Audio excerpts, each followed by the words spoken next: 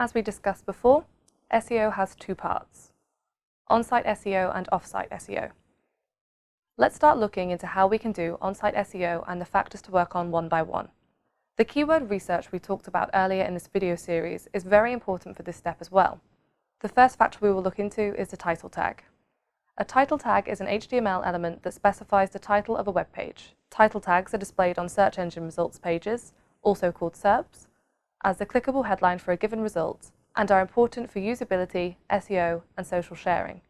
The title tag of a web page is meant to be an accurate and concise description of a page's content. In e-commerce, an example of a title tag would look like this in search results. As a code title tag looks like this. Title tags are a major factor in helping search engines understand what your page is about, and they are the first impression many people have of your page. Title tags are used in three key places. Number 1, search engine results pages. Number 2, web browsers. And number 3, social networks. As title tag is so important, let's see in more detail how to write a good title tag. First, we need the correct title length. If your title is too long, search engines may cut it off by adding an ellipsis and could end up omitting important words. Generally, it is recommended to keep your titles under 60 characters long. Secondly, don't overdo SEO keywords.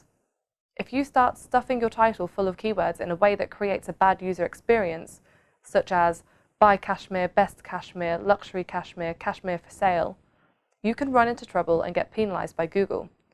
That is, that Google will lower your website's rank for these keywords. Thirdly, give every page or product page a unique title. Unique titles help search engines understand that your content is unique and valuable. A unique title also gives very specific information to web browsers, as a result of which more targeted users will click on this uniquely titled search result. 4. Put important keywords first. Keywords closer to the beginning of your title tag may have more impact on search rankings.